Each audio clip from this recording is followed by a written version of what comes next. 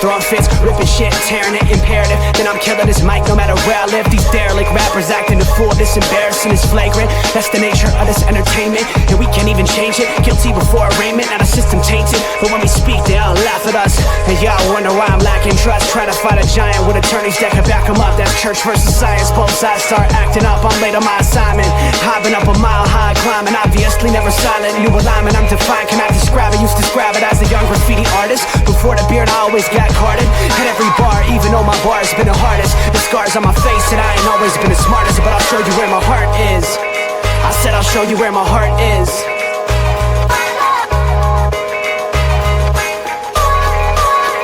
I can show you where my heart's at. See it on my sleeve, even if the beat stops my soul.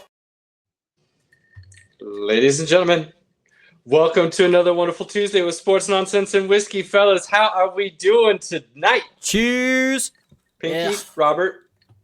So good, man. F1 is back this weekend. I'm so pumped. We got a bunch of good movies finally coming back out after there's been a bit of a lull.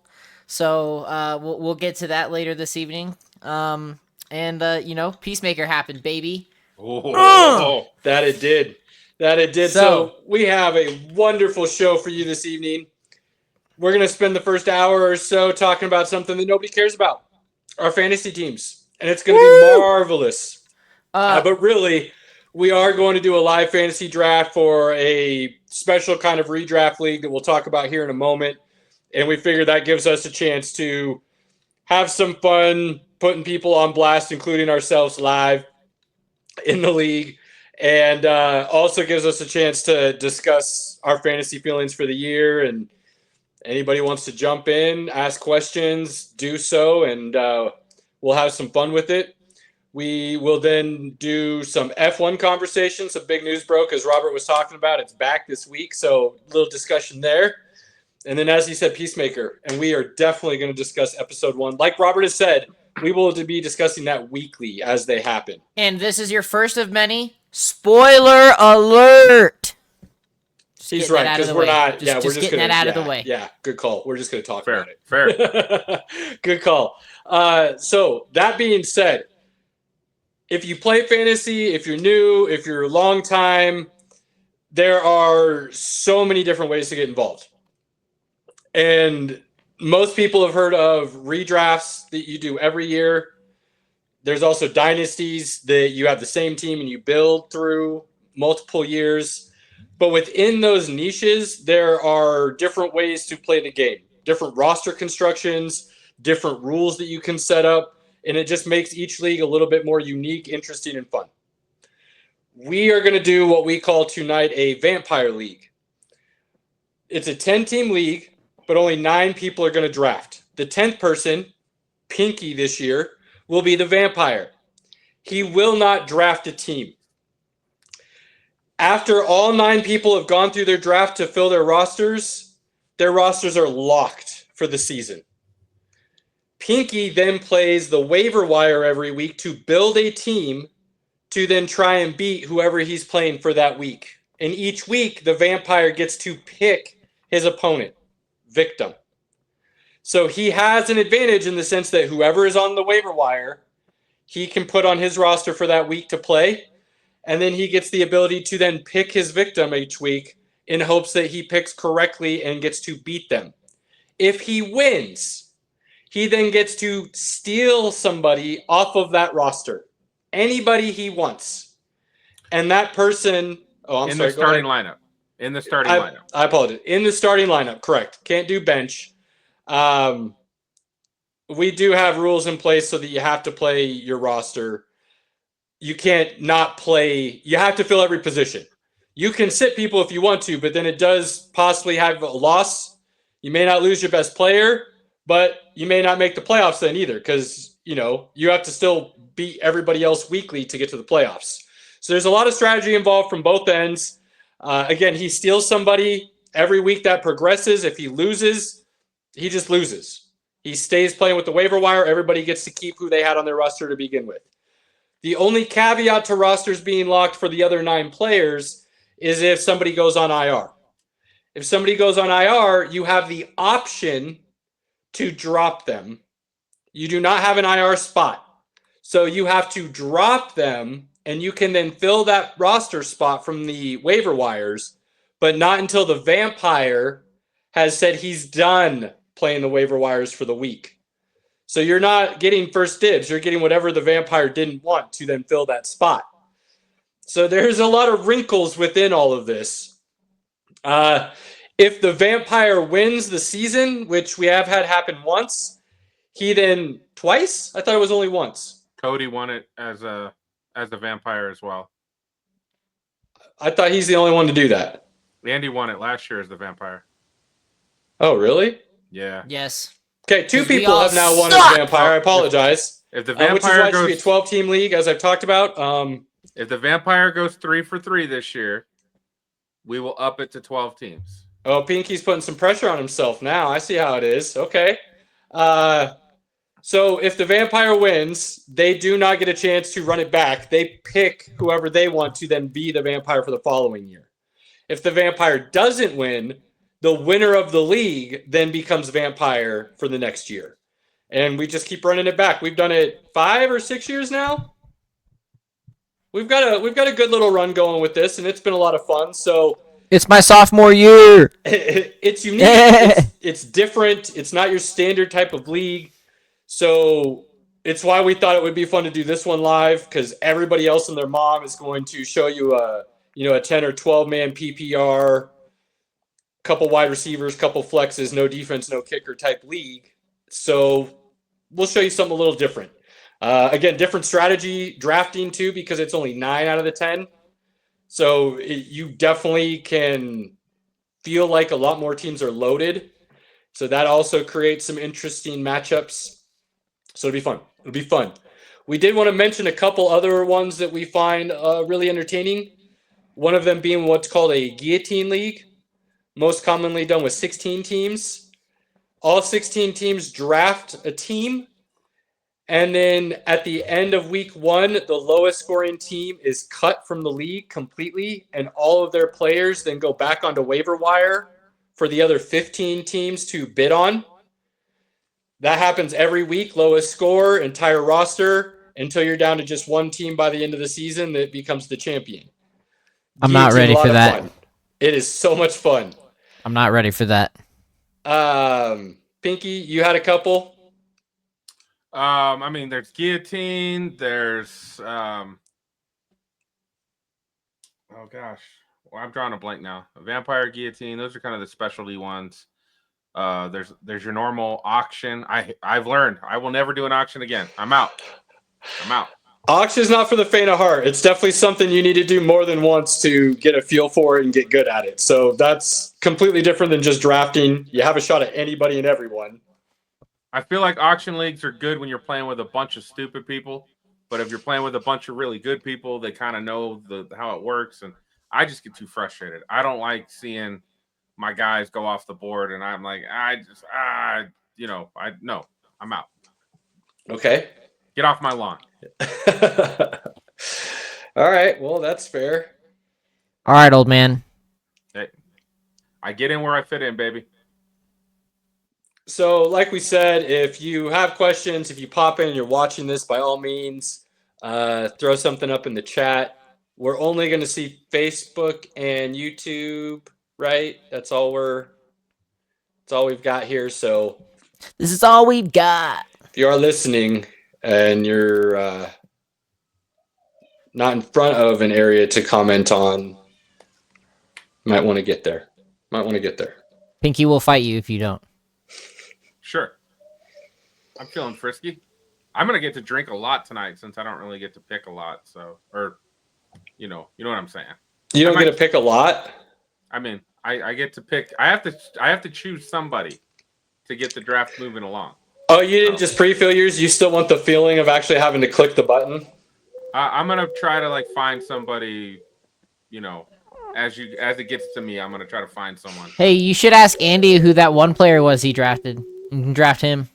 I could draft him because nobody's going to draft him. Last league I'll mention that I think is really big now as well before we pull up our stuff and get ready to do this little ridiculously fun live draft and discuss and banter. Best balls. Best balls are a lot of fun, especially if you don't have a lot of time. You still want to be involved in fantasy somehow, but you don't feel like you necessarily have the time to do it weekly. You draft a team depending on how the league's set. That's your team for the year, and the computer, just based on everybody you have on that roster, fills in your best lineup every week, and gives you the most points you could possibly score every week. You go through that with everybody else, and it spits out a winner at the end of the season. So you kind of get the feeling of playing, but you don't really have to do the legwork week to week to pick a lineup and possibly play the waivers. If your best ball allows for waivers, then by all means, you get to do that at least weekly and add and drop some people, but you don't have to have the pressure of did I or didn't I switch that guy out, and what does my lineup look like. So best balls are a lot of fun. Those can be a great way to stay involved or get involved and not have to be constantly feeling like you have to pay attention. Or if you've got 7 minutes to kill while you go do your business at work, you can actually play in a fantasy league. It doesn't take that long. It doesn't take that much brain power. Everybody can do it. Yeah, or there's sickos like me and Pinky who are up at 3 a.m. when the waivers go live and grabbing the first suit available. So, Animals. Some things happen and some things don't. Animals. Here's your problem. Here is the yes, you do. Yes, it's a different episode, Pinky. But I can't talk these days, my guy. Hey, I can't talk. I mean, I've got all these freaking movies sitting behind me, so like. That's gonna be the plug for next week, guys. Sports Nonsense and Whiskey betting show. Still gotta come up with a name. Wednesday next week.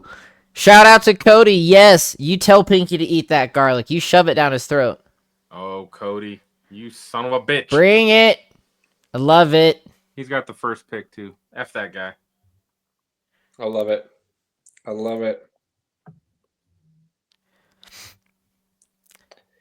Oh, man. All right, we got 3 minutes, people.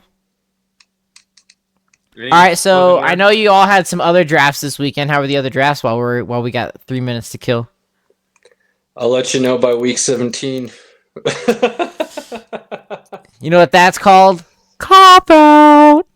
You need to have a better opinion. I mean, completely zigged when I was trying to zag and ended up drafting a team that is nowhere close to what I was planning on. So I don't know. I think I like it, but I'm not sure how to feel about it because it's not what I was trying to do or had planned to do. We'll see. It happens to the best of us. My man Jamar, one of the few Patriots fans I like. He's a good dude. That's a good guy right there. It's a good guy. He is a good guy. We know him. No doubt. He's been around for a minute. Jamar, we appreciate you, my guy. Oh, hey, Caleb. Pinky got to see me lose a little bit of my shit today because my soccer team went into sudden death penalty kicks. I saw the message. I can imagine you had to low-key go apeshit. Yeah, it was a struggle. It was fantastic. So go Stuttgart. We're still alive in the German Cup. Solid. Yeah, that was a stressful hour and a half. I tell you what. But it happens from time to time. We did it. I love football. Pinky understands because he has a habit now of betting on it. So he's just like, let's go, baby. Football! Let's go, baby. Next summer's going to be a lot of fun. It's going to be a whole lot of fun. I got to put in my bid sheet at work for some PTO, and I'm like looking at all the games and stuff. I'm like, how do I plan around this? Because I will be at work and I will be watching games. That is not. I'm still hoping we show up for half of it. We need to talk about the World Cup, boys. We will. If that's happening. That's a later episode, but yes. Oh no, because we got to schedule. No, that's still kind of the game plan. We'll see how things unfold, but yeah, I'd still like to make that happen for sure. Let's go, baby. It's 7:45. Let's get this going. Draft time. Hold on. Give me just a sec, boys. I'm ready to do wild and crazy things like I did last year. Pinky's gonna get staked. All right. That's the best view I can give. Unless we go, I think we can go here where nobody sees us. There we go. Do we like that? No, We don't like that. we don't do like not, that? unfortunately. You guys want to see each other? They should. Yeah, we should still see Okay. each other. I mean, you All can right. kind of see who's picked. We'll announce it. It's going to be as best as we can do it. Apologies, guys. All right. The draft has started. And Cody. Our boy Cody on the clock, and he goes Chase. Yeah, Lame. kind of hard to be mad at Lame. No arguments on that. that. Lame. No, I mean I know a lot of people like Bijan has won this year, but I don't know how I can't be mad at taking Chase. No, I mean Joe Burrow. As long as you got Joe Burrow throwing you the ball, Jamar Chase is going to put up insane numbers. Yeah, that's pretty much how that works there in Cincinnati. Okay. You think I need like Andy, like pick, bro. He was He was said he there, was now he's ready. not. I don't know what happened. Some Well, Sleeper's people- got that weird thing that's got like if you're in. There we go. Now he's in. There we go. Saquon second is a little bit interesting. Bijan. There we go. I mean, these are all easy. Like we don't even have to talk a lot about this. Yeah, I mean, the first round or two shouldn't be that much. I want to get deep where we can make fun of people. That's what I want. Yeah, that's where we're getting to. I want to shame people. I mean, I know people. I've heard people be like, Barkley and his ADP aren't worth it, and I'm like, he's gonna have basically the same year. Even if it's down a little bit, it's still going to be top 2-3 running backs and top like 4 or 5 overall. Justin like Jefferson. I'm trying not to. I was Sun God, baby. I was thinking about it, but everybody thought I was gonna do that. I'm trying to be different. I'm trying new things. Oh, Sun God. That's my dude. It is interesting to think Justin Jefferson is arguably the best wide receiver in the league, but people are wondering what will happen this year because of JJ McCarthy. Your That's why I'm matters. not. Oof. That's Size matters. Wouldn't you kind of say he's been quarterback proof though to an extent? I mean, he put up much bigger numbers with Kirk Cousins, and Sam Darnold was racist against Justin Jefferson last season. So he did not do as well last season as you would think for where you drafted him. Well, didn't he have a hammy injury where he missed a couple games or something last year? He missed just a few, but Jordan Addison gave you a better value than Justin Jefferson did last year. So. He's got that 3-game suspension this year, though. So to start the season, right? Yes, sir. The first 3, he didn't appeal or anything. He was like, "Yep, I'll take my 3 and move on." So first auto draft of the night. Yeah, thought he'd be around. Apparently, our guy Agra is not going to be here. Everybody else is in. I'm proud of everybody. Yeah. There's Sun God. I'm going to steal him first.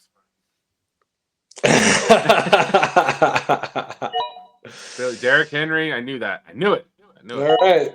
Let's do this. CeeDee Lamb. All right. What's Pinky Jr. got? Nakua. I want no part of the Rams. None. Okay. Oh, shit, okay. I got to find a player.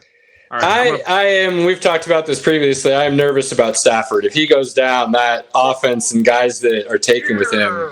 Bring on Kirk Cousins, baby! I got him. You're going to be in a lot of trouble with that Rams offense if Stafford's out. I got to pick another one. Yeah, you do. Can I pick? Nope, he's not in there anymore. How about? You shouldn't be taking this long. Sorry, man. There we go. All right. I did kind of want to take CMC there, but that's not going to happen. So I'm gonna go this route here. I'm gonna hope he repeats last year's numbers, maybe even a little better in that offense this year.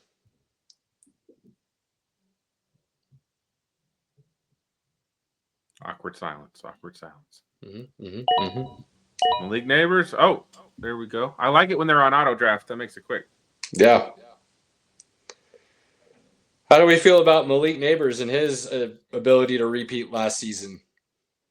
I feel pretty good. I think Russell Wilson can get him the ball. I think Neighbor's going to be look real good with that moon ball, and then I do think Dart will be okay on the second half of the season. So I agree. I think he's going to be fine because they just kind of get the ball in his hands, and then he makes plays. Like so, he's not quite as dependent on the quarterback. So, yeah, that's a spicy icy. What's going on, playa? Not paying attention. Fun. The screen is right there in your face, bro. It is. I was looking at other players. My bad. Mark gets Gibbs and Genty round 1 and 2. That's pretty nice. See how he backs that up in the next couple of rounds. I am curious about Genty and what he does this season.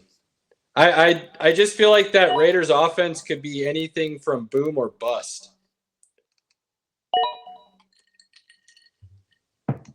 All right. Yeah. Lamar. Especially from what we had seen in the preseason. Yeah. And now Jacoby Myers wants to trade. And so what do they have? Amari Cooper and Brock Bowers? What is Andy doing? What do you mean? He's already taken a quarterback. Why is he taking one so early? He can do what he wants. No, he can't.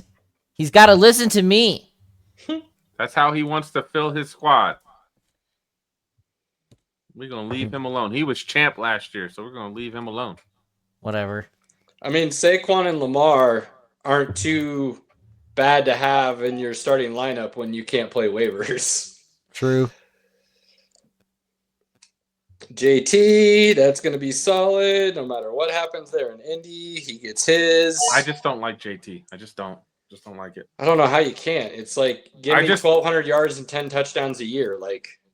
He's had some injuries here and there. He's on a shitty team.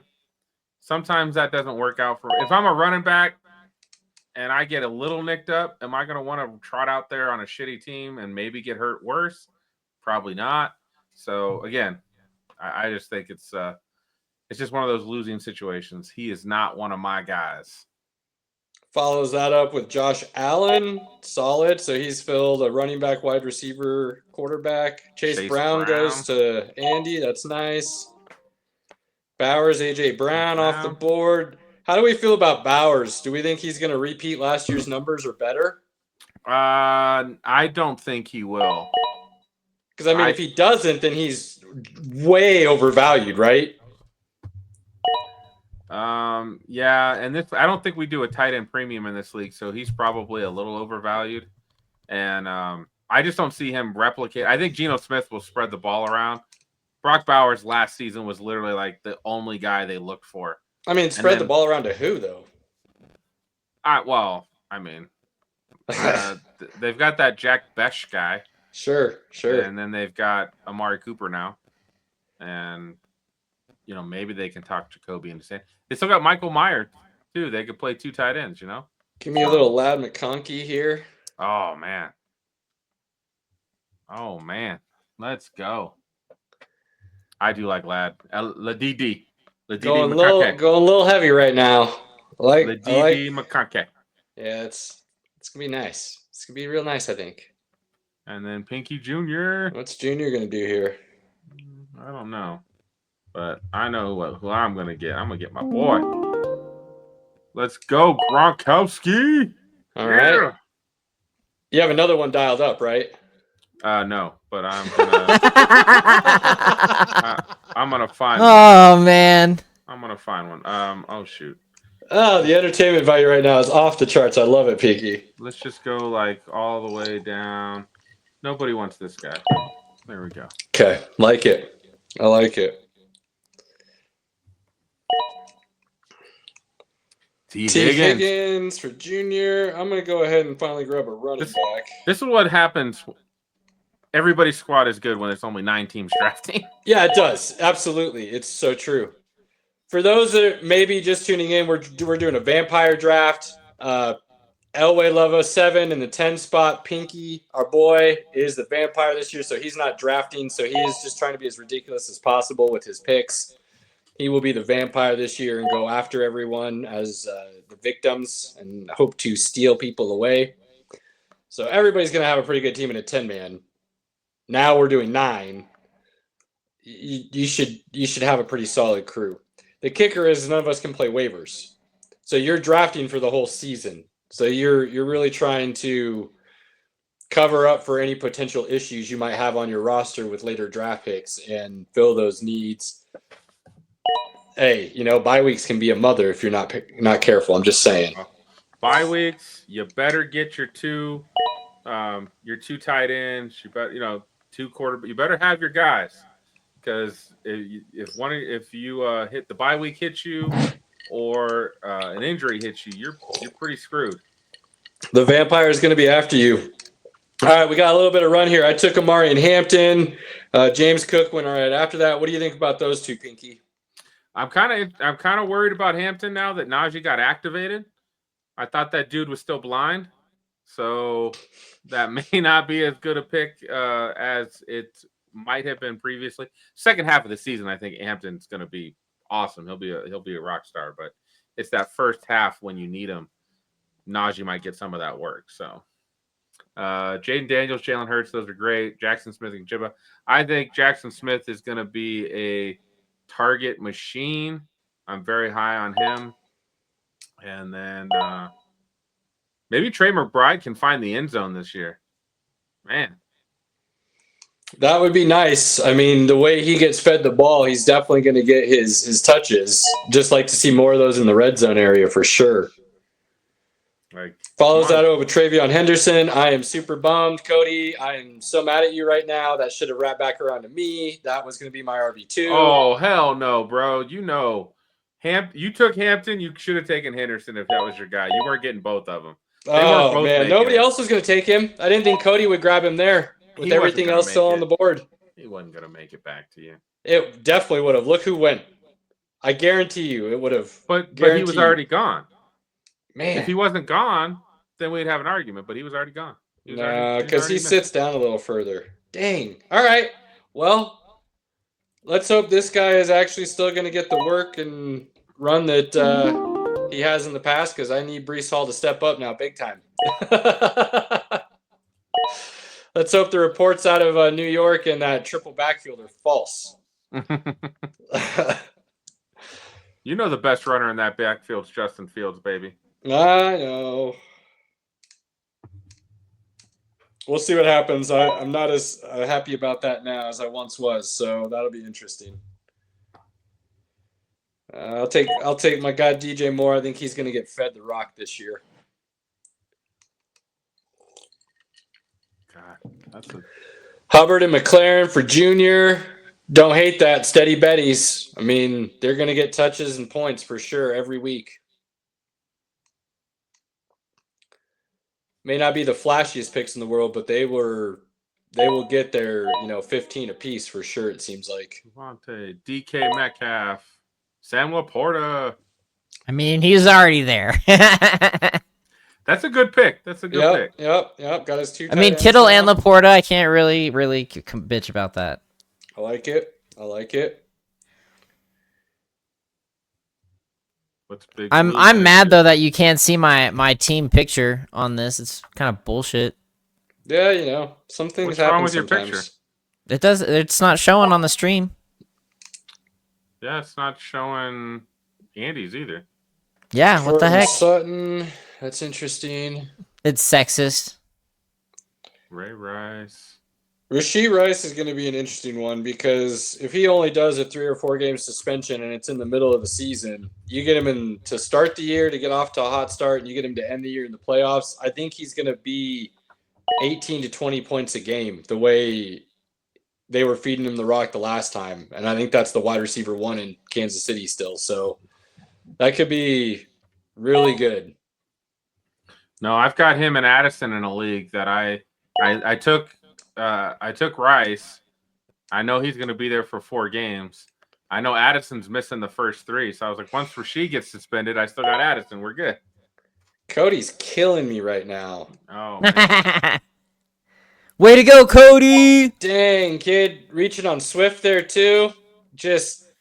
Oof.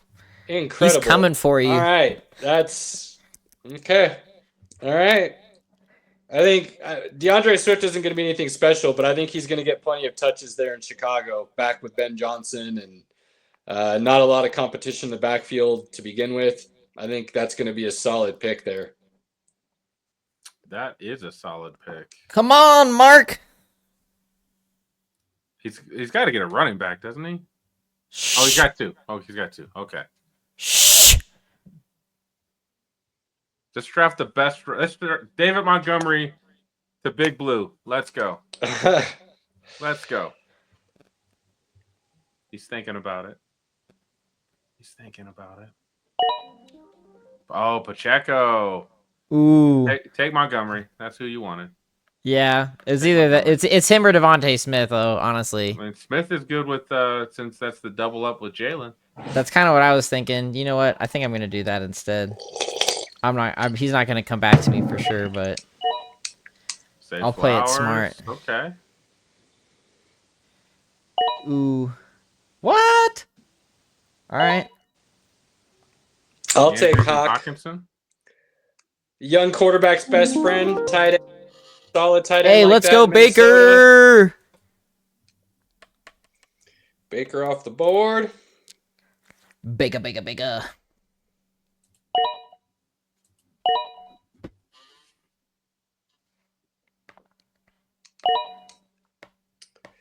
RJ Harvey to Junior. I'm back on the board here. What to do? About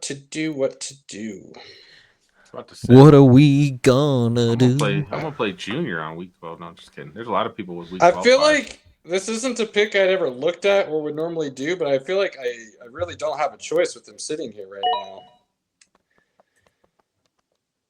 No. Fuck you, Caleb. It had to happen. Yeah, it was. Yeah. No, I know. Had to take him there. I mean, yeah, I didn't expect that to be sitting there at this point. So Should have worn my glasses. Shocker. Dude, if I had $1 for every time you said that shit, go get them. They're in your house. It's not coming back to you for a minute. Man, he was very spicy on that. where I wasn't- to go next? I don't know. Ooh, all right. Aaron Jones or Pollard. Pollard. Oh, that's up to you, good sir. Thinking Pollard. Do you guys like the view with the whole board, or do you like it with the best available? Nah, whole board. Board, yeah. Okay. The whole board, yeah. Let's do that. A little bit of a run here again. I think George Pickens eats this year. I really do. I think him and CD are both. Obviously, CD's the one there, so he's going to get more looks and targets. But I think George Pickens opens it up a little bit more. I just don't like him. I don't know why.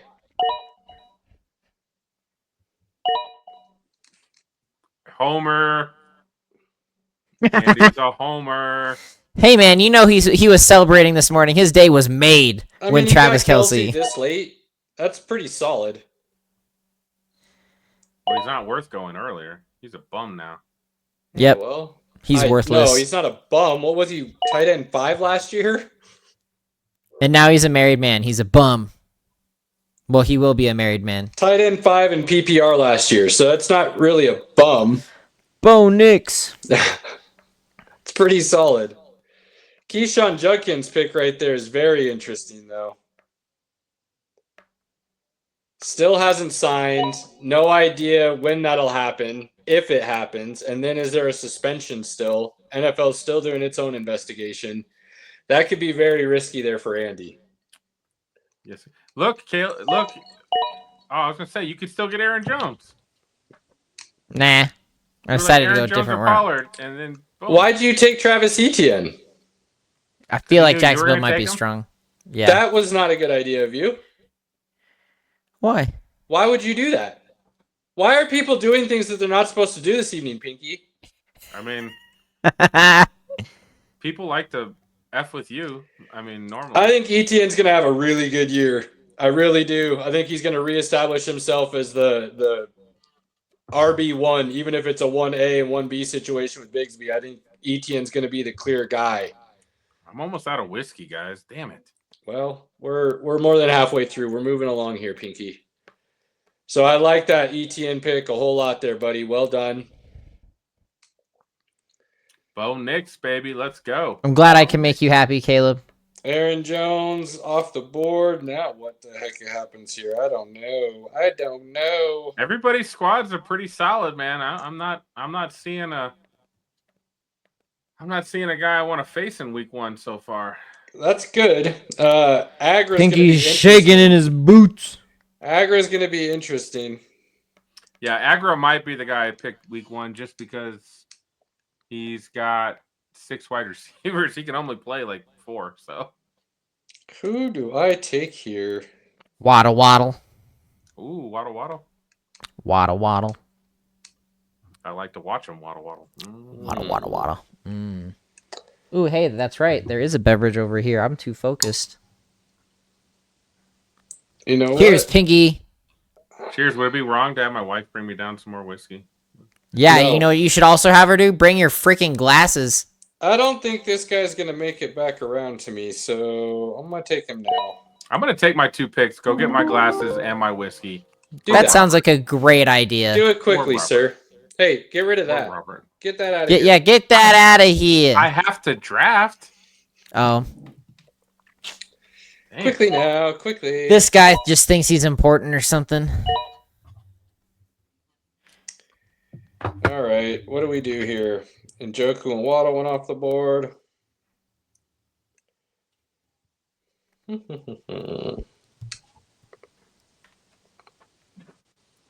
you gonna do? Well, that's a good question. There's plenty of options. Because there are a lot of options. And I feel like I want to do best available, but I have DJ Moore already.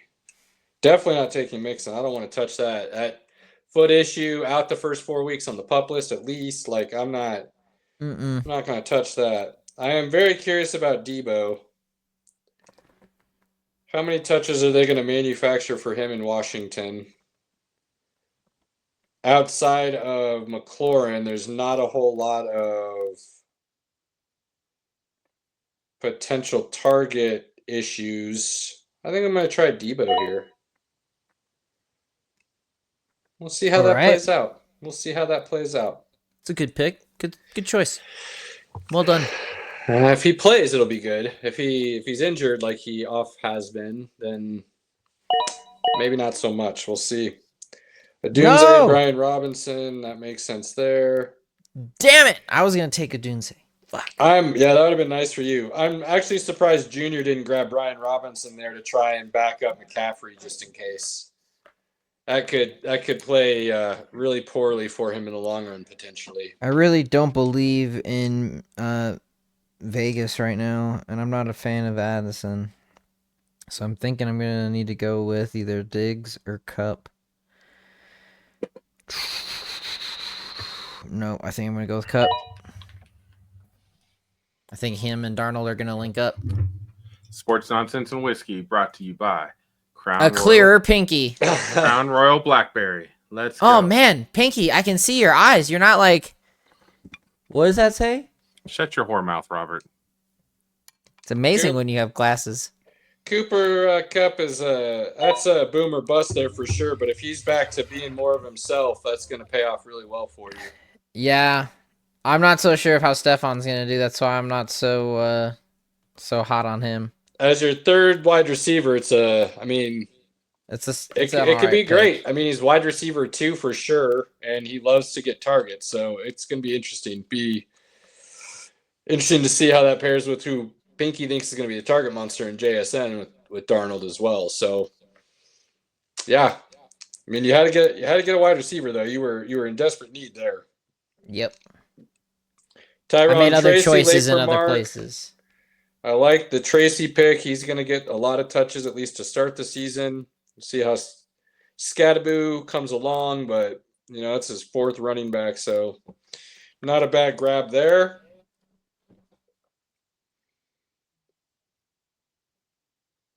Let's see where to go next. I know what I would really love to happen is not going to come back to me. And I should have grabbed it, but I know Andy's about to take him for sure. Oh no. For sure? For sure.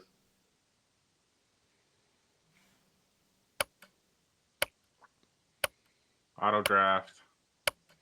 Oh no, 2 of them? That's terrible. What are people doing tonight? Come on. Go from never having this issue to now we're going to have it while we're trying to do a Dak live draft. Prescott. Oh my God. What? Gross. His second Andy, I quarterback. think you need What? your eyes Dak checked. If Dak plays a whole season, he's going to be bordering on top 5 quarterback. Maybe. Maybe. Not maybe. If If he plays a full season, he's going to be bordering on top 5 quarterback. I don't believe in the Schottenheimer system, my man. There he goes, Egbuka. Damn. Great pick by Andy. That's going that's to be a money fantastic pick. That's going to be a money pick late. He's going to get a lot of targets there from good old Baker down in Tampa. Mike Evans and him are going to be the ones starting the season. You know that offense supports 2 wide receivers very well, so not an issue there at all. misclicked. I am interested about Ricky Pearsall. What do you think is going to happen with him in San Francisco, Pinky? Is he healthy? I mean, let's say he plays this season healthy. What are you expecting from him? I think good things. He's a pretty damn good possession receiver. So he's got good hands, man. If he's healthy, I think Brock Purdy will find him. I agree. And, I mean, who's he got competing with targets? Jawan Jennings is often hurt and is hurt now. I mean, soft tissues constantly. Kittle. But outside of that, Ayuk's still on the shelf for a couple weeks. So CMC, Kittle, and Pearsall, and that's 3 different levels of the offense. So they shouldn't really eat into each other's issues too many times, I would think. So getting Pearsall late there on an auto draft, lucky. Yeah, Diggs Cody's goes mad because there. he meant to pick Pearsall. He's in the chat about it. I don't know if you saw that, Pinky. I didn't. All right, hang on. Well, that's not. He should have clicked on him then. He clicked on Godwin. That's a bit of a problem. Can't go backwards now. That's rough. That is rough. Sorry. That is rough. All right, this is where I start doing a little bit of dart action, Pinky, because I want some boom or bust options here. So there's the first one. Okay, that's right up your alley. I get that. If he hits and the reports are true from Michael Penix and him having a real chemistry and they're going to make sure he gets touches this year, I feel I got a steal there late. If it's more of the same and it is what it is, I wasted a pick. So I don't think there's more boom or bust in the draft yet this far. What would you say?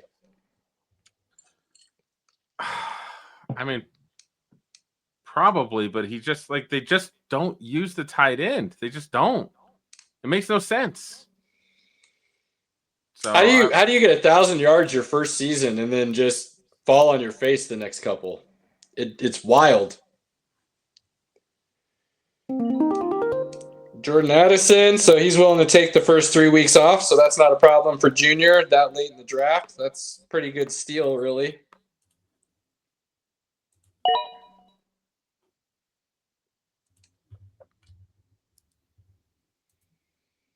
Ooh, Keenum, solid pick, Pinky. Really filling out the roster now. I like that. I'm going to go with a guy who didn't make the Broncos. There we go. No one's drafting him. Okay, yeah, loner. Who doesn't love a good loner? Oh shit! I thought Tebow was a quarterback. They got him as a tight end. Shit. I got 3 tight ends. Yeah, that's not where they have him. But I'll tell you what, I'm going here. I think he's going to have a huge year. I think he could. It's gonna be huge. Huge. Pinky, what do we think about Loveland? I don't think he's going to take over for Komet this year. So I actually think Komet would have been the better pick here than Loveland. But do you think either one's going to be truly top 10 fantasy tight end relevant? No. I agree. Cheers, my guy. They're going to cannibalize each other. So I agree. I think people are finally going to see that Komet is actually talented. Maybe not as good as Loveland. I don't know yet. But he's still a pretty talented tight end. And it just gives Ben Johnson more weapons. And we know that he likes to just use all the weapons possible. And then you've got 3 wide receivers deep at a minimum with Moore, Dunze, and Luther Burden. And Luther Burden may or may not be the third. So depending on who they fill for the third or fourth, you've got that guy. You've got Swift out of the backfield. That offense actually has quite a few weapons. Jake Ferguson, CJ Love on running Stroud, backs, quarterbacks. Mason. Everybody's making a little bit of a run here. Scatboo goes. I like that for later in the year. So hopefully our buddy BP11 is going to be in a position to be competing late in the season, because if so, I think Scatboo is a nice little pick there. I know what week I'm playing Billy. Yep. Goff, Purdy, Herbert, all solid quarterbacks, especially when it's everybody's second. I mean, can't be mad at any of those. Jordan Mason is interesting there. Auto pick there, but he could end up running back 1 in Minnesota sooner rather than later, potentially.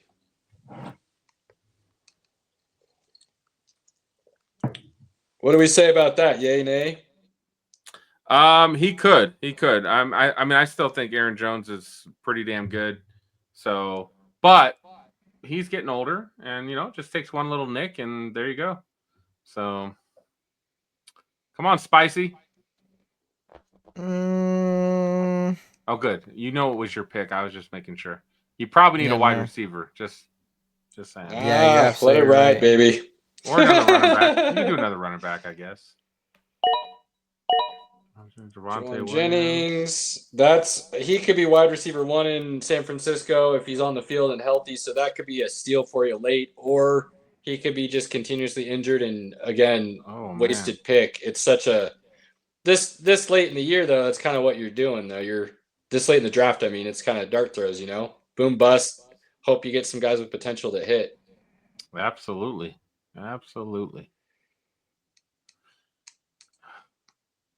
Man, starting to like a lot of people did pretty good. I only see a couple weeks. I'm like, oh, I'm playing that guy that week because I can, the bye weeks. Okay. I'm playing Mark week 8. Lock it in. Okay. Oh wait, no. Oh, maybe I might be playing Argash week 8. Both of those dudes are good plays week 8. We'll have to see how it lines up.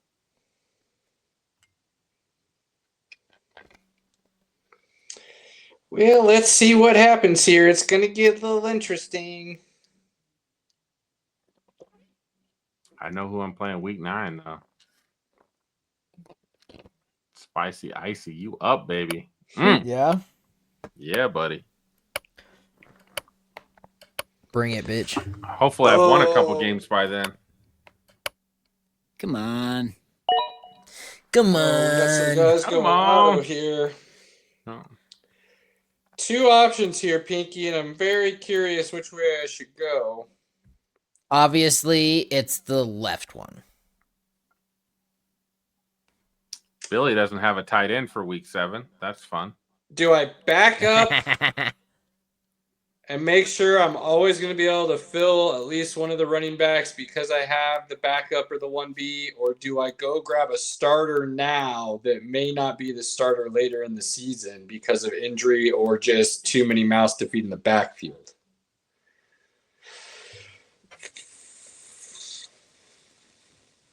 I think, oh man, I can't believe I'm saying this. It's my boy, but I'm going to pass on Nick Chubb and I'm going to drop Braylon Allen to see what happens there with Breece Hall. I think one of them is going to be the RB1. So, no, Braylon Allen's dope, man. I think I kind of have to do that there as much as I may not want to.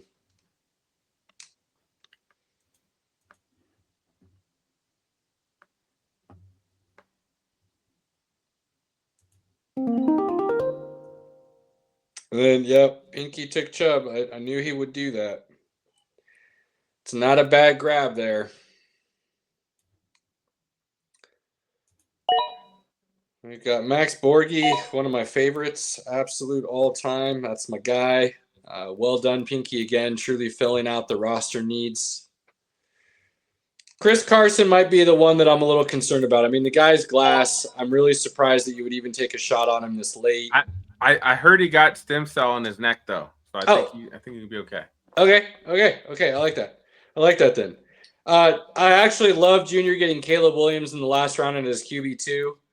I would have taken actually Caleb Williams instead of Braylon Allen, but he has the same bye week as Jordan Love, so I couldn't grab both of them. I think Caleb Williams is a steal there for him, and very well could be his quarterback one. I know Baker had a good year last year, don't get me wrong, but I think Caleb Williams finally gives the Bears their first 4,000-yard passer this year. I really do. But Caleb's got to grab a quarterback here. I did. Oh, Billy, you got screwed, Billy. Auto picked, and he didn't get a second quarterback. People are just giving the Vamp free weeks. I don't know if we can allow this with all these auto picks here late. I'm not happy about this. But I'm going to play Billy week 7. I'm not happy about people bailing early. To the audience, we apologize. This was a bad look. Shouldn't have happened. We might have to be replacing some people for next season. This is not acceptable. I fully mean that. Billy was at gymnastics, so I'll give him a pass. Nah, can't. Then you should have had a queue set up. Can't not draft a second quarterback. That's unacceptable in a vampire league. I don't know how I feel about this, Pinky. Not a good look. It's not a good. Not happy. I'm not happy right now. But I'm not going to play him the week he doesn't have a quarterback. I'm going to play him week 7. Okay. Ramondre Stevenson, I do think gets a lot of touches this year still. Even though I love Travion Henderson, I think Ramondre is still a really talented back. They're going to give him a chance as long as he has corrected his fumble issues. It's an if, but as long as he's done that, he's going to get plenty of work as well. I'm not feeling Jonnu Smith in Pittsburgh, to be honest with you. I know it's another tight end, and Arthur Smith loves his tight ends. I'm just not thinking he's going to be all that with Freiermuth there, who I think is more talented. I think he's still the top tight end there, personally. I like Michael Pittman. That's wide receiver one in Indy. They've got to throw the ball to somebody. That's great. I like that in the last round there, Spicy. Nice grab there. Thank you. Brenton Strange, I think, is interesting as a second tight end. He could get some work this year and actually sneakily find his way within the top 10 tight ends this year, I think. A lot of that's an if with what that Jacksonville offense looks like, but, new coach, being an offensive coordinator, offensive-minded. If we finally see potential out of T-Law, or at least a little bit, that offense is going to be much improved. So that's interesting. Drake May, Luther Burden, Trey Benson. Interesting pick there by Beast Chew Air Boy Cody to end out. That could end up being a split backfield there. He's got both of them. Yeah, he's got Connor and Benson. Kind of thinking the same thing I am probably with Breece Hall and Braylon Allen. Having both gives you at least one, and you've got that backfield covered, regardless of how it unfolds. But there's been a lot of positive talk out of training camp from the Cardinals about Benson and what he's done this offseason. His pick right before that, Krosky, a lot of people may know him as Bill. He's been making the airwaves since that last preseason game with Washington. He could very well take over the backfield there in Washington. Very talented rookie. If he does, that could be a late running back steal there for Cody as well. So, again, 10-man league, only 9 people draft. Most people are going to have a pretty solid team. Everybody's squad is stacked, bro. Right? Stacked. The caveats become if you have injuries, if guys sit out, how the Vampire takes advantage of that. We're not playing the waivers to fill issues. So what you have is what you're rolling with the whole season. It's going to be interesting. I feel all right. Cody snagged a couple guys I wasn't expecting him to, so losing both of those made me had to pivot. Wasn't expecting to have Montgomery or Dobbins, so I guess that kind of fills in my needs there. I'm not feeling terrible. Spicy, how you feeling, my guy? This is one of the most diverse teams I built out of the weekend. Out of the 4 teams I have, this is one that I just kind of went with the gut feeling, and I'm kind of excited. I feel like it's a pretty decent team. We'll see. We'll see. I like it. Vamp, what are you? I'm not seeing anybody I want to play in the first 6 weeks of the season. I'm gonna take you down. After week 6, I see week 7, week 8, week 9, absolutely teams I want to play. I'm gonna bring a steak and some glasses so that way Pinky can see his death. So we shall see what happens. I might this might not go well early on for me. We'll see. Well, I'll tell you, my projection is very low for week 1. Very low. We will see how it breaks down. Not looking good for Caleb right now, I'll tell you that. That is the Vampire Draft for 2025.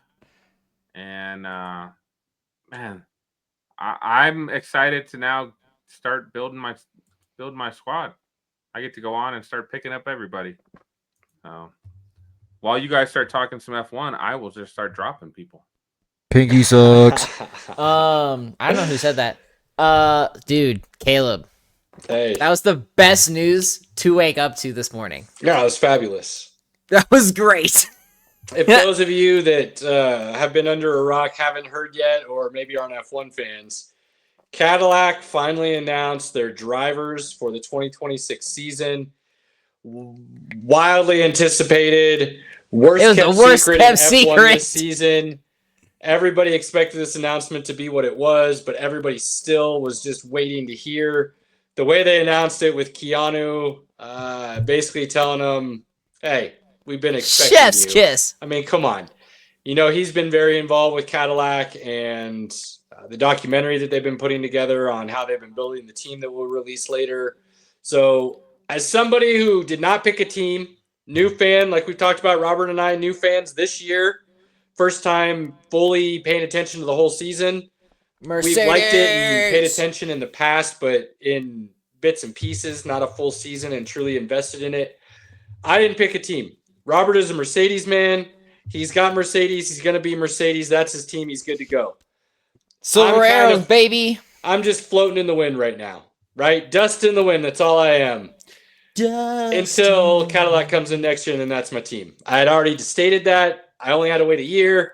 I am stoked that these are the 2 drivers in Valtteri Bottas and Sergio Perez.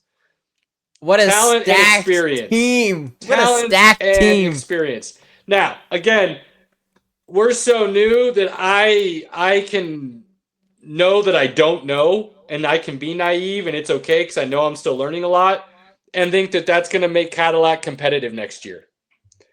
Realistically, I'm thinking probably they're going to struggle so terribly next year, and it's going to be awful. But having those 2 drivers is going to set them up for such success in the future because they're going to be able to tell them exactly what's going on with the car. They're going to be able to feel it. They're going to be able to help dial it in. They're going to be able to help, let people who haven't been around F1 know how things should run, things to be aware of, things to look out for, help the garage, help the top down, however you want to look at it, bottom up. I think it's really good for Cadillac, and I am insanely excited about it. So, absolutely. The whole video with Keanu, what a baller way to introduce the new team. Like, it is a great video. It's I think it's maybe 90 seconds long. It's not long a video at all. Check it out. It's on our page. And I think one of the best quotes of the day came from Bottas in stating that he's happy to be a part of something that's being built from the ground up. It's a very monumental thing, and being the reserve driver for Mercedes this year has definitely been kind of a shame because he has been a big spotlight racer in the past. So seeing him come back to the grid next season is going to be fantastic. For having Checo come back as well, I mean, gosh, the experience between these 2. Cadillac's going to hopefully hit the ground running. Let's see what kind of body package they bring and things as we start getting videos. So stay tuned on that, ladies and gentlemen. Caleb and I will have a lot to report. And most importantly, it is F1 race week again. 7 a.m. Sunday morning, bright and early, baby. Gonna be fantastic. It's been a great summer break. I'm very excited to see what a lot of the teams are going to be bringing in the race weekend with having the time off. Hopefully, Ferrari is going to be able to make a statement as they come out of this. Since this is the Dutch Grand Prix, who knows? Max Verstappen may just end up crushing it like he always does at home field. So we'll see. Going to be a fantastic weekend. Be looking for the recap next Tuesday. Caleb, what are you excited for this weekend? I'm just happy to get the second half, if you will, started. I feel like a lot of people are done with this season already because the Drivers' Championship and the Constructors' Cup is basically McLaren's to lose. And if you're not a McLaren fan, you're not really invested any further to an extent, I would say. So you're really looking towards next year already. And with the cars changing so drastically next year, it's not like people are using anything left from this season to really test or improve for next season. So it's a unique situation. I don't know what this looks like. I know there's been car changes and things of that nature, rules and regulations that have been modified that have a drastic effect on the following season before. We just haven't been fans of that at that time to see or feel what that's like. So I'm not sure, to be honest with you. I'm still kind of pulling for Lando over Piastri. We've talked about that before, the way he's kind of carried himself in a couple instances and his driving abilities, if you will. We feel Lando's a little bit more talented, but Piastri's a little bit more consistent and precise. Maybe not the more naturally gifted driver. I know I've said that before, and people have said I'm completely wrong. Some people agree, so who knows? That's just kind of our feelings right now. I'm kind of pulling for Lando to win in the end. It would be nice to see Lewis and Ferrari kind of figure it out. I will say one of the storylines I will be paying attention to a little bit more closely as the season unfolds and ends is whether or not Ferrari pulls their heads out of their asses. And I don't mean that in a negative way, okay? So anybody that's a big Ferrari fan or tell me I don't know what I'm talking about because I am a new fan, I don't mean it in the direct sense that it's Hamilton and Ferrari's all wrong. I just feel like based on some reports that I've read and things of that nature, Ferrari is very compartmentalized and very strict and by the book. And this is how we do it because we've always done it that way. And we know what we're doing because we're Ferrari and we win. And we've won at every racing circuit we've ever been a part of. And this is what we do. And so Hamilton's the one that has to conform 100%. I feel like it's time for Ferrari. They haven't been very successful as of late in F1. There's changes coming next year in big ways. New team on the grid in Cadillac. There's going to be a lot of new driver switches. They're going to have an opportunity with their two drivers to make some waves next year in Leclerc and Hamilton. What do they do with that? And I think now's a good opportunity for Ferrari to maybe change the way they do things a little bit. Nothing drastic per se, but be willing to maybe bend to their drivers a little bit more than they have in the past to try and see if maybe they can get set up that works for both cars rather than just you drive for our car and this is what we put out there kind of thing. So I think that's one of the things I'm going to be most interested in as the second half of the season plays out.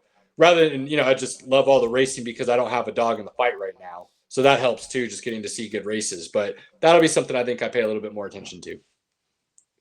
Awesome. A lot of good things, a lot of good storylines still to go. Even though, yes, as you said, the Cups are kind of already tied up with McLaren, but still a lot of other good things to be seen with the coming races. So let's get the last half of the season going. I'm ready for it, baby. Yes, sir. I am ready. All right. So that being said, boys, spoiler alert, it's Peacemaker time. Spoiler That's your alert. second one. That's your If you third want to know one. what happened in episode 1, do not listen to any more of this. It is But time please still to listen to us, but don't rock and listen. roll. Hang out. So, Mute it. Pinky, I wanna go ahead and start with you. What were your thoughts of the first episode of Peacemaker season 2? Nothing is better than watching John Cena walk around in his underwear. Nothing's better. It's like he just feels at home. I will say in this episode, I really enjoyed the when he goes into the alternate universe and he sees his brother and his dad, and they're just sitting there drinking whiskey, talking shit, and you just see him getting that feeling of like this is the family that he wanted, that he didn't have. When his brother's talking about "I love you" and all that, and then his dad actually says "I love you" as well, like it's so wholesome that it just makes me feel for what Peacemaker's actually gone through in his actual life.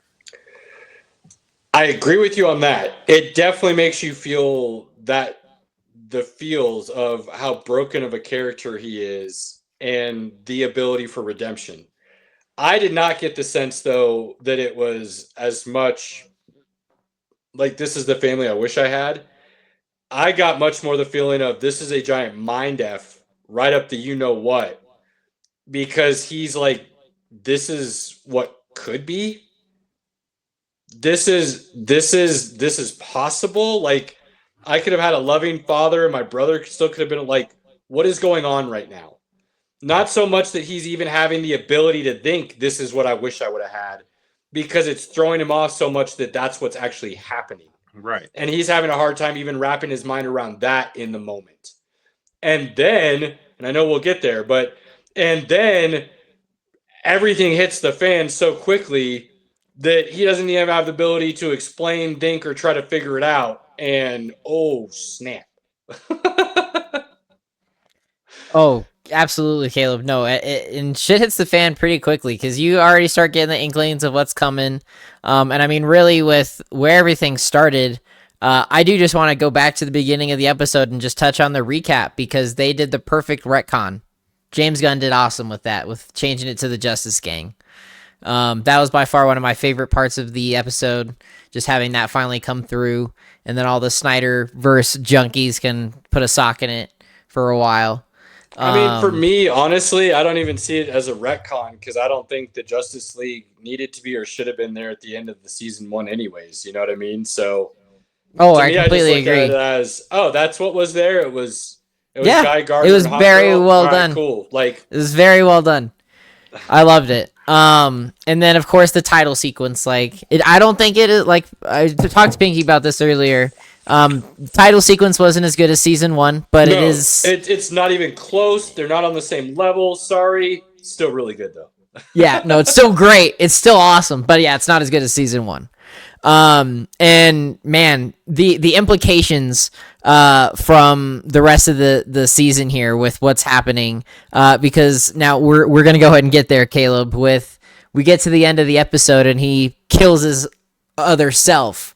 So that brings out he is not only accidentally killed his brother, he's now killed his father, and now he has killed himself. Yeah. And he's already having a hard time dealing with killing his dad. Man, John Cena is going through a lot of shit right now. And all accidental in a way. His brother obviously didn't try to kill him, right? His dad didn't want to do it, but was basically forced to show that he was man enough finally to his own dad because his dad was calling him out and basically saying, do it or you're not a man. And so then he does it, and then he has to live with that. And then his own self, he doesn't even really have a chance to explain because that dude just starts going off on him. Dude, he went ham. He's just pushing the button to get him off. He's not trying to like shove him up into a spike and kill him. He's just trying to turn on a jetpack to get him off of him so that he can basically escape. And so the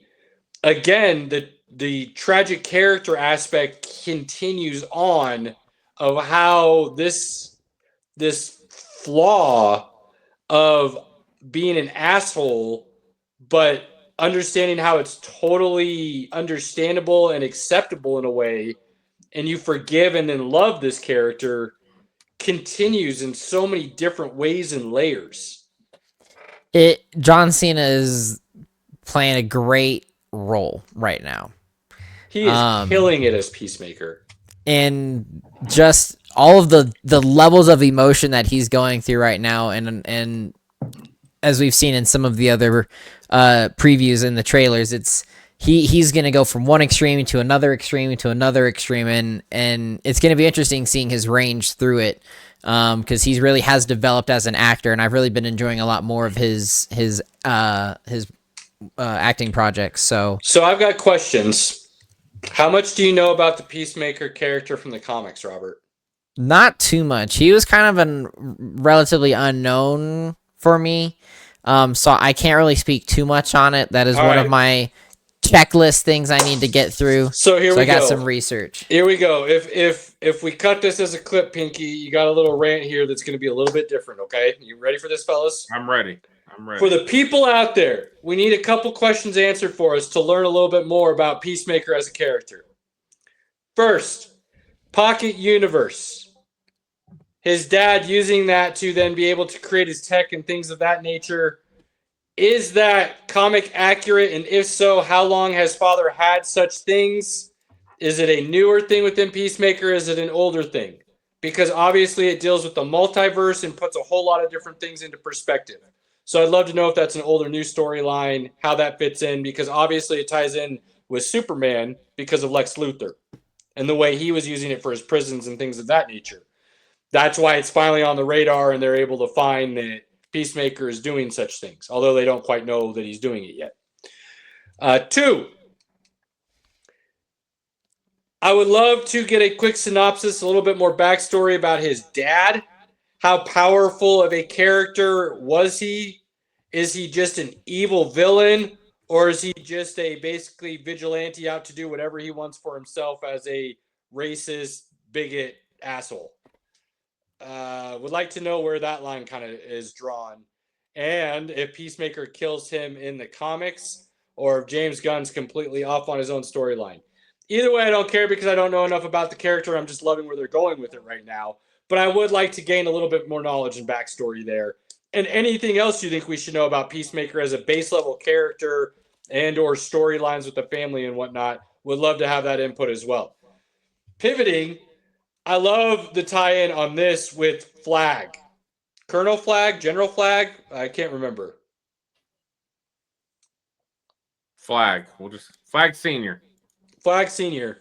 And how he he's just can't Flag really Senior. do anything about it, but he's monitoring Peacemaker basically because Peacemaker killed his son. But that was basically on Amanda Waller's orders because Flag was going against the orders and trying to reveal sensitive information to the public. So I think that's going to be an interesting tie-in. And I like that dynamic that they're going with right now, and how his former team, being Peacemaker, is the one spying on him, but they're trying to keep it away from everybody. So many layers going on right now. And that first episode just hit off with a bang for sure. So ready for Thursday. So ready. I got 2 great shows going on right now, like Alien Earth and Peacemaker. Like, does not get any better. What's so good about Alien Earth? Whoa, hang on. Are we done with Peacemaker? You guys are just No. pivoting? I was just saying, I'm just happy that there's great TV. And I mean, Peacemaker, bro, we can talk about that all you want. Yeah, so Like, keep going. What else you got? What else struck you? I loved the where everyone else from the team is at right now after the fallout of season 1. Yeah. So with I think it's Udabayo, and just being out there trying to do her thing. Her And partner then kicked her out. Yeah. Mandela, her mom, is not happy with her for revealing sensitive information, but she's still trying to just be a badass now. correct. Like, there's just so many good things with that. I mean, with Harcourt and her issues and anger issues from being not able to get a job because of everything that did happen. Like, just all those dynamics are great. When like, this has been one of my most anticipated shows. Like, it's the next chapter. I feel like there's more of the DC universe to be developed in this series, especially with the Justice Gang. I don't think we're done with them. I also do believe that there is a slight chance that Superman is going to show up in the last few episodes somewhere.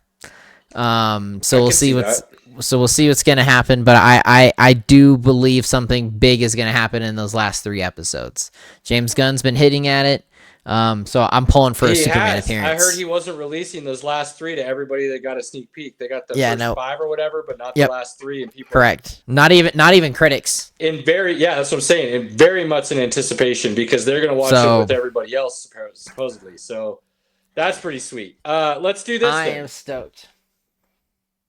We're jumping around a little bit. I know we covered a lot of the first episode. We could dive into even more detail because I think there's a lot of Easter eggs, especially with him, his dad, and brother when they're sitting down drinking the whiskey there in the room together before they go to bed.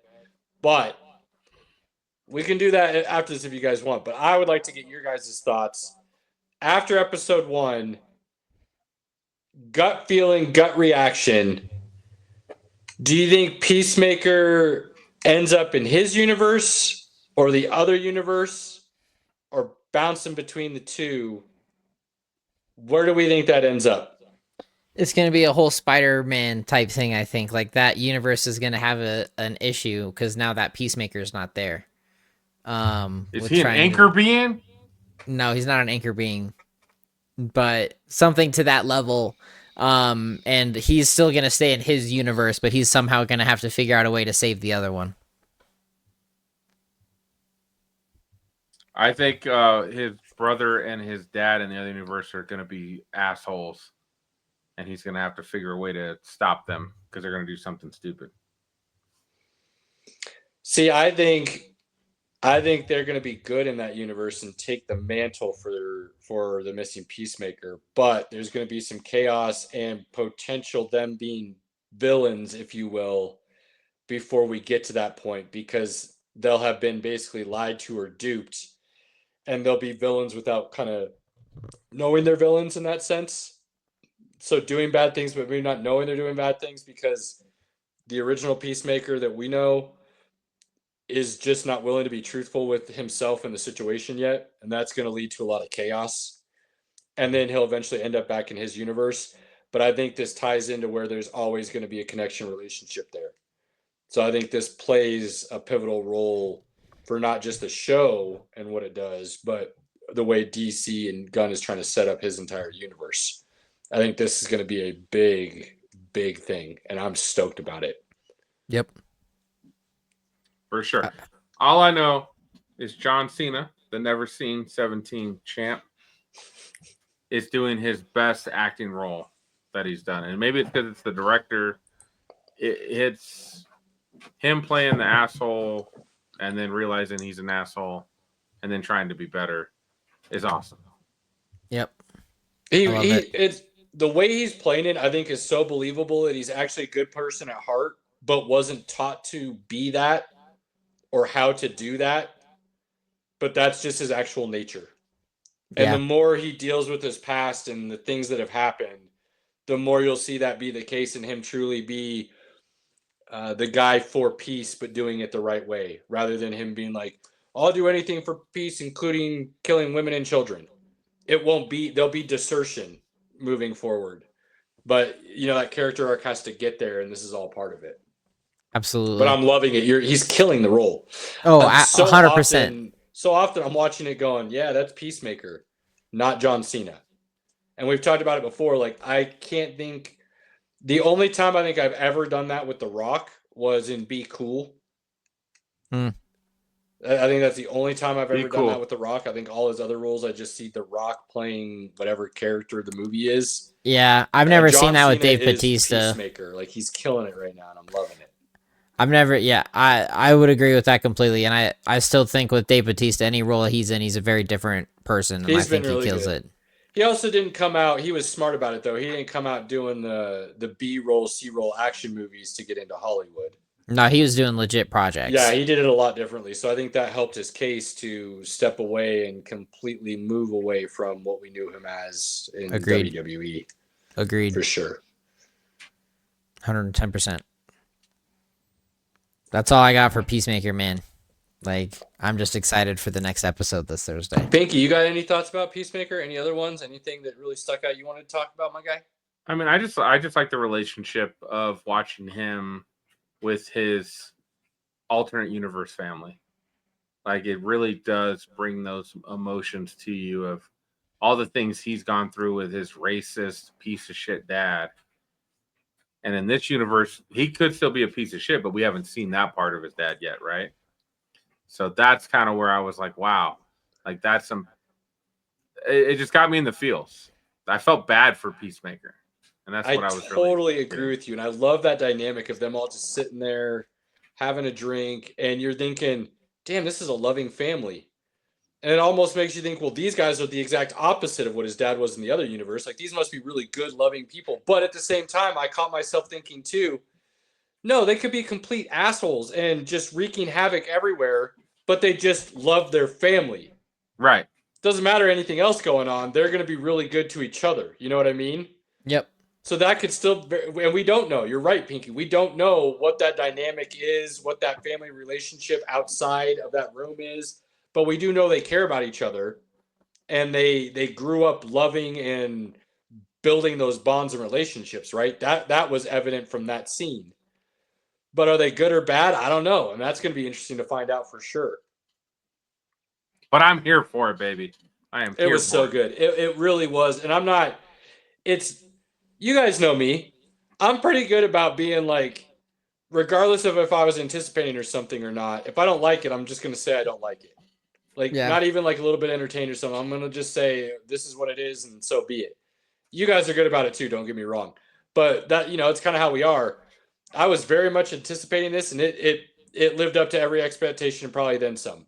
I was very happy with that first episode, to the point where it not very often anymore I feel like this happens, but the episode ended and I go, oh, damn it. Like, there are shows you watch and you're like, it's good, but yeah, this is going to be the end. They're about to end the episode and we'll go into next week. This one, I kind of forgot the timing of where we were. I was enjoying it so much that when it ended, I was like, damn, that was a good spot to end. That makes sense. But I wasn't paying attention to that was going to be it. I get that. So highly recommend, if you haven't watched Peacemaker yet, I'm going to tell you this right now. Go watch season 1, binge it real quick, and then just start watching season 2. You don't even have to have seen Superman to watch this. It would help. That we know of yet. It would help.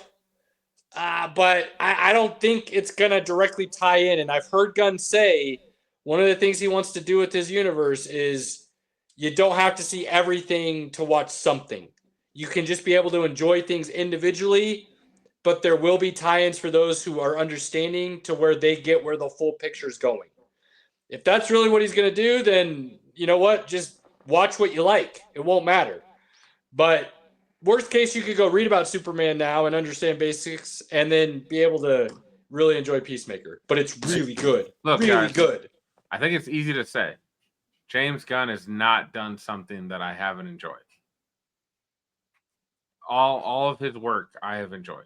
I would have to go look at all of his work because all I can think of right now is Guardians and the DC stuff. I mean, I'll pull it up. I just picked up Guardians 3 for my collection. I wasn't a big fan of Creature Commando. I get why some people would like it, especially if you're into the comics and stuff, but for me, it was slow-paced. None of the characters did anything for me in any way. And I even felt like that the episode about Weasel and his origin and stuff was heart-wrenching. That was really well told. That was really well told story. It wasn't enough though to make me care about the series. So I didn't like that, but that's not that it was done poorly. It just wasn't, for whatever reason, it wasn't my cup of tea. It didn't draw me in. Well, I didn't. Lame. What's he got, Pinky? Well, he wrote Scooby-Doo. He wrote it. He didn't direct it, right? He didn't direct it. He wrote it. Okay. He wrote Scooby-Doo 2. He wrote and directed Guardians. Yep. Wrote and directed Guardians 2. Yep. He did produce Brightburn, which was kind of like movie. the Superman horror movie. The anti-Superman. Yeah, he did Suicide Squad, Guardians, Superman, Supergirl. He's producing Supergirl. He did so really nothing before Guardians? Not anything noteworthy. So he wrote Tromeo and Juliet. The Special, Scooby-Doo, Dawn of the Dead, Scooby-Doo 2. I guess Scooby-Doo was before Guardians, but he didn't direct it. His Super. first big directing role was movie 43. Huh. That's not even on this list on Wikipedia. Well, you shouldn't be going to Wikipedia. For Use IMDb, Pinky. Yeah, dude. What are you doing? Oh, Movie. sweet Lord, So his So all right. His first big movie was movie 43. Then it was the first two Guardians. Then it was the Suicide Squad. Then it was the holiday special for Guardians. Then Guardians 3, Superman, and Peacemaker. That's it. When was his debut, if you will, Robert? Movie 43 came out. No, not his first big one. When was his debut? Like what's his first IMDb? Like what year? His first directing credit is the Traumaville Cafe in '97. So he did a lot of stuff within Hollywood before he finally got either a script that he was able to break through, or he found his niche, or got an opportunity to shine. But like Guardians is really his first one, and that was what, 2012, 13? 2014. 14. That's a bit of a grind and a run. As a director, but now he's hit the ground running. He's directing an entire studio. That's pretty solid. He got a lot of writing credits before he started directing. Finally took his own stuff and decided to make it himself. Like, you think about Scooby-Doo, in all honesty, you see a lot of Guardians in that. The colors and things of that nature. So if he was influencing but he didn't direct, I could see where his influence is there, but it failed because his vision wasn't fully seen through. Imagine if he had given Guardians to somebody else to direct. It could have been a huge flop.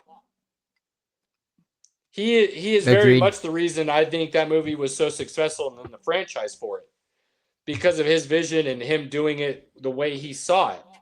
You hand a great script to somebody doesn't mean it's going to turn out to be a great movie, because they may not interpret or see things the way you had written it. You know what I mean? So right, that is pretty interesting. But God, I mean, to go from basically nothing to pretty big something to then running your own studio, that's quite the career arc. Mm-hmm. Legit, that's pretty awesome. He's good at what he does. He's good at what he does.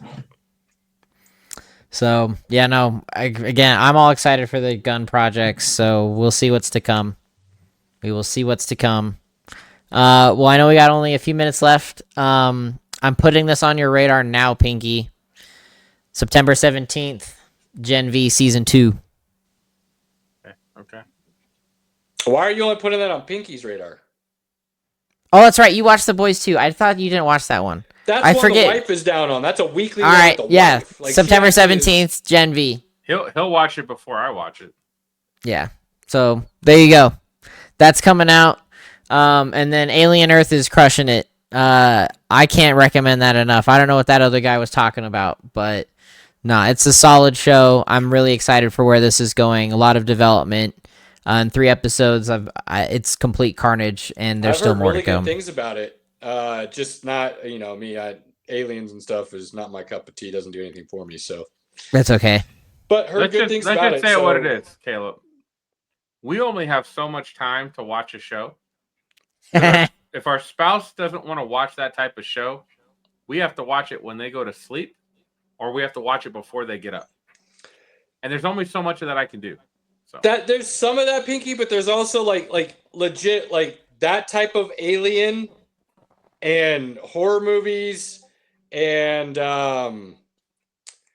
what's the other one? They're like insanely predictable, and they just don't. Zombies is the other one. It just doesn't do anything for me. Like, I hear zombie apocalypse and I'm like, seriously, explain how that would happen. Like, how would the world get taken over by zombies? Because literally somebody would just drop a nuke whenever it started. They'd be willing to sacrifice that entire scenario to wipe out that disease, and everybody else is good to go. The world is not going to do that. Humans are not going to be like, we can't do this because it might kill some people. Have we looked at history?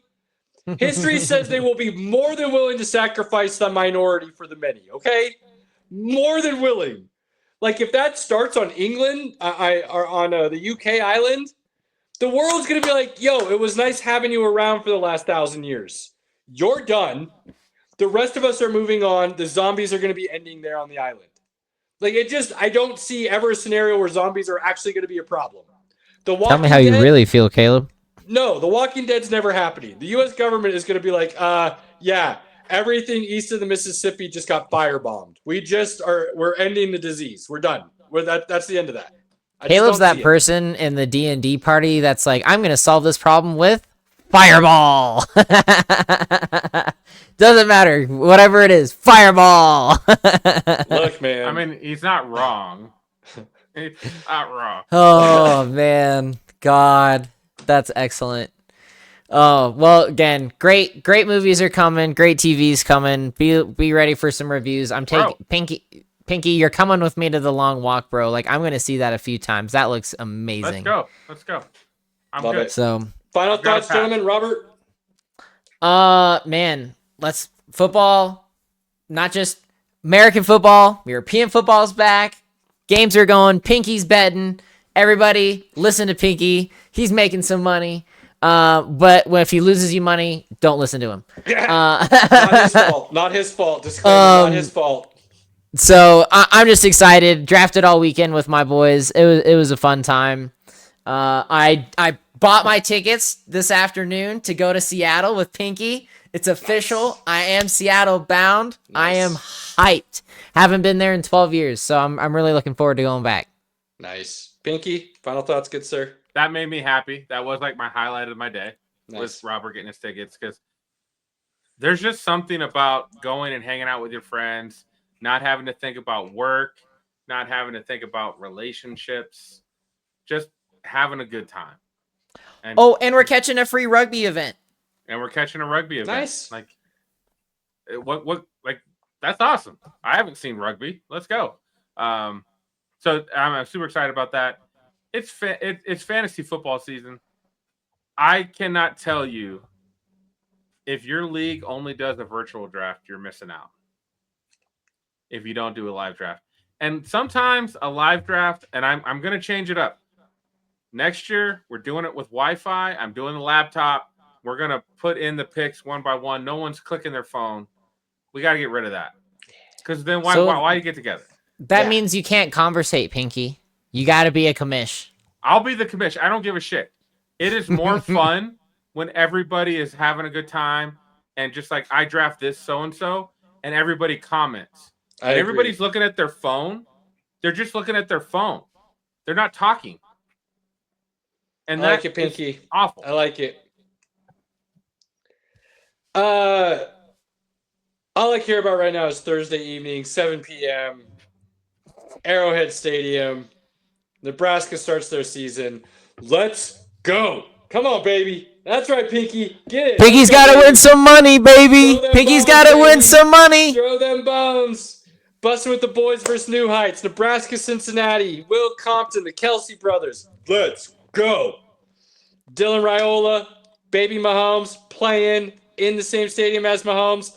He's not baby Mahomes. He's had the haircut since before Mahomes had it. I'm just saying, fact check, he's not trying to emulate him. He doesn't wear 15 because of Mahomes. He wears it because of Tebow. That's my dog. He's going to roll this year with Nebraska. I am so excited. The Kool-Aid is so sweet. I don't know what I'm doing with myself. Thursday, can't wait. Until Getting ready for disappointment. If you have any questions, comments, concerns, topics you'd like to discuss, you want some fantasy advice, we'll give you our thoughts. If you really want to hear what we think, we're more than happy to throw them out there. Talk you through something. Walk you off a cliff if you need to. Let us know. We're here to help. Always spend those moments with your loved ones, family, friends, inner circle whenever you get the opportunity to. Cherish them. Do not take them for granted. You know we're always going to do the same. We live by that. If you can't listen to us live because you've got family thing going on, you're not going to hear from us. Catch us when you're done. We appreciate any type of love, support, like, follow, share. Please, if you're supporting us, do something that shows us and helps us grow because it means the world to us. It truly does. We cannot thank you enough. Till next week. Appreciate y'all. We're out. See ya.